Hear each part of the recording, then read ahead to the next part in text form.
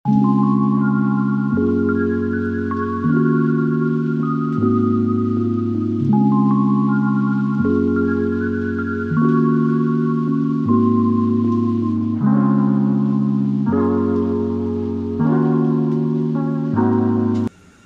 Jagannath friends, welcome back to the summer daily life blogs. कैसे हैं आप सब? उम्मीद है आप सब बहुत ही अच्छे होंगे।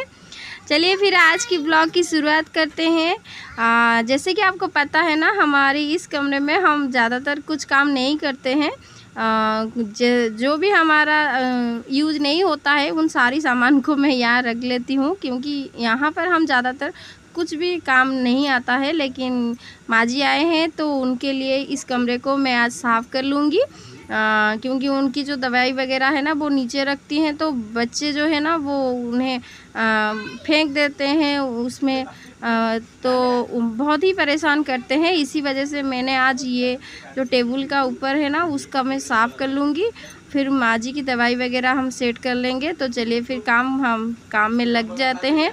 और अगर आप मेरे चैनल में नए हैं तो प्लीज़ प्लीज़ प्लीज़ चैनल को सब्सक्राइब कर लीजिए। वीडियो अगर आपको थोड़ा सा भी अच्छा लगे ना तो प्लीज़ वीडियो को एक लाइक ज़रूर कर दीजिए, और अपने फ्रेंड्स और रिलेटिव के साथ शेयर करना बिल्कुल मत भूलिएगा। तो चलिए फिर सुबह सुबह हम काम में लग गए हैं। और ये है ना मेरे बेटी का झूला है, जो उसकी नानी के यहाँ से आया था। 5 साल या 7-8 साल हो गया है मेरी बेटी को, 7 साल तो 7 साल हुआ है। तो उसके बाद मेरा बेटा भी उस झूला में खेला, तो फिर यहाँ पर इस तरह से मैं उस झूला में सारी जो अगड़ बगड़ चीज़ें होती है ना उन सारी को रख देती थी। तो उससे मैं सोच रही हूँ टेबल के नीचे डाल दूँगी और टेबल के ऊपर को अच्छी तरह से साफ़ करके खाली कर दूँगी। फिर माँ जी की जो सामान है ना वो सारे हम टेबल के ऊपर सेट कर लेंगे। क्योंकि बाहर रहते हैं तो जगह थोड़ी सी कम है घर में, आपको पता ही है बाहर का, तो इसी वजह से सब कुछ समेटना पड़ता है। तो क्या करूं, इतनी सारे आप देख सकते हैं कबाड़, ये जो है ना ये फ्रिज के कवर वगैरह है, तो उन सारी चीज़ों को कहाँ कहाँ मैं सेट करके रखूं ये सोच रही हूँ। क्योंकि उस घर में तो आप देखा ही होगा, मेरी वो वाले कमरे में थोड़ा सा जगह कम है, कम नहीं तो सारा चीज़ें सामान फुल हो गया है, तो वहाँ पर तो नहीं रख सकती। तो इसी वजह से इस कमरे में मैं इन सारी सामान को रखूँगी, और किस तरह से रखती हूँ तो वो सब मैं आपको दिखाऊँगी। और देखिए फिर मेरे टेबल साफ़ हो गया, और ये माँ जी का पोटली है आप बोल सकते हैं इसमें उनकी सारी सामान वगैरह वो लेकर आए हैं। तो चलिए उनकी सारी दवाई वगैरह सारी डिब्बियाँ वो जो लेकर आई है उन सारी सामान को सेट करते हैं। जैसे बोलते हैं ना दादी का पोटली, तो वैसे ही उनकी सारी पोटली वगैरह को हम अच्छे से सेट कर लेंगे। उनकी माउथ वाशनर है ये, और उनकी दवाई वगैरह है, क्योंकि उनकी दांत में भी दर्द रहता है, तो डॉक्टर ने उसके पापा जो है ना दिशा के पापा, वो डॉक्टर के पास उन्हें लेकर गए थे, तो डॉक्टर ने दिया है माउथ वॉश करने के लिए एक वो स्प्रे दिया है। तो उन सारी सामान को, उनकी सारी दवाई वगैरह को हम अच्छे से सेट करके रख लेंगे। उनकी ब्लड प्रेशर की दवाई है, और भी बहुत सारे दवाई वगैरह है। और बेसिकली वो यहाँ पर आए हैं अपनी आँखों के ऑपरेशन के लिए। उनकी मोतियाबिंद आँखें हैं, एक आँखें ऑपरेशन हो गई थी और दूसरी आँखें जो है ना वो ऑपरेशन होने वाला है, तो उसी वजह से वो यहाँ पर आए हैं। तो देखते हैं उसके पापा लेकर जाएंगे उन्हें डॉक्टर के पास कल या परसों, तो इसीलिए उनकी दवाई वगैरह, जो आँखों का ऑपरेशन होगा तो भी दवाई वगैरह आएगा, तो उन सारी को रखने के लिए थोड़ी सी जगह चाहिए। बच्चे जो है ना वो मेरी लगते हैं नीचे हो, तो वो तो नहीं समझते दवाई है या कुछ और है, और लग लेते हैं। मेरे बेटा तो ज़्यादातर लग जाता है, क्योंकि उसे पता नहीं होता है ना, कुछ भी पार्ट मुंह में डाल देगा, तो इसी वजह से मैंने सोचा चलो इन सारी सामान को ऊपर रख लेते हैं, क्योंकि दवाई वगैरह बच्चों से दूर ही रखना अच्छा होता है। क्योंकि उन्हें पता नहीं होता है कि ये क्या है। मेरा बेटा तो चॉकलेट समझकर कुछ भी मुंह में डाल देगा, तो इसी वजह से मैं थोड़ी सी ज़्यादा ही सावधानी रखकर दवाई वगैरह को डिब्बियों में भर कर उनको पैक करके अच्छे से रखती हूँ, क्योंकि सारे जगह पर अभी आ जाता है तो वो कुछ भी पकड़ लेता है। इस वजह से मुझे थोड़ा सा ज़्यादा और सावधानी बरतना पड़ता है। तो चलिए फाइनली ऊपर का जो है मेरा सेट हो गया है टेबल के ऊपर का। अभी हम नीचे का साफ़ करेंगे और वो जो फ्रिज का कवर वगैरह है ना, तो उन सभी को भी हम सोच रही हूँ कि इस बेड के नीचे डाल दूँ। तो देखती हूँ क्या करते हैं और किस तरह से इसे अच्छी तरह से सेट करते हैं। तो इसी में ही मेरा सुबह का 1 घंटा चला गया है।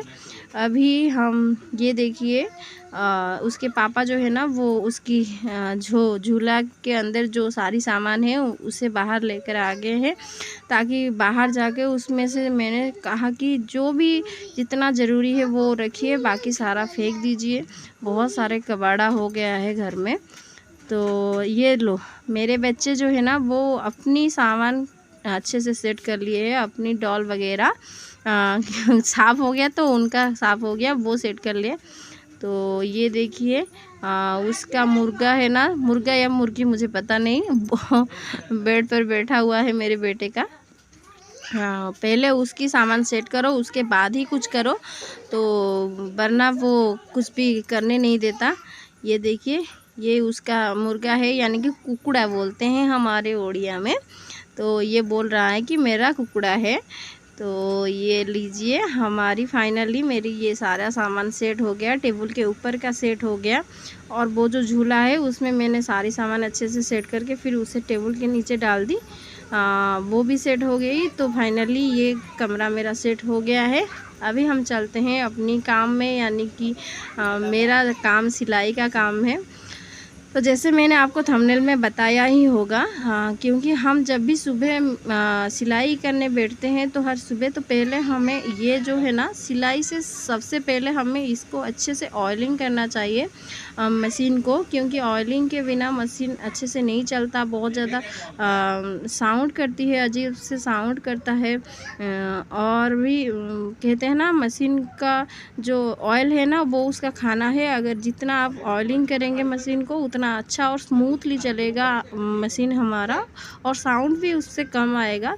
तो आप जब भी सुबह उठकर सुबह या जब भी आप काम करने बैठे तो सबसे पहले आप मशीन को थोड़ा सा ऑयलिंग कर लीजिए।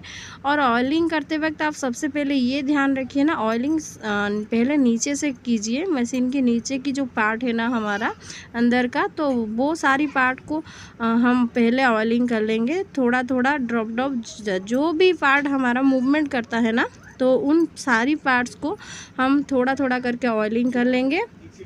इससे जो है ना उसके बीच में का जो खिंचाव है ना वो कम हो जाता है ऑयलिंग से। तो आप है ना वो व्हील को घुमाकर भी देख सकते हैं आपका कौन कौन सा पार्ट है ना वो घूम रहा है।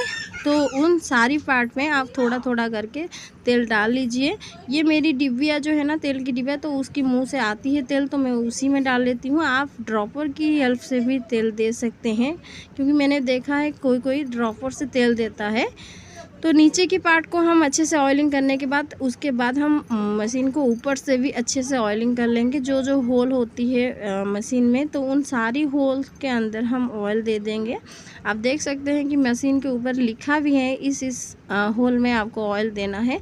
ये जो ऑयल है ना ये सीधे नीचे जाता है, तो इसी वजह से मैंने कहा था कि पहले आप नीचे का कर लीजिए, उसके बाद हम ऊपर का करेंगे।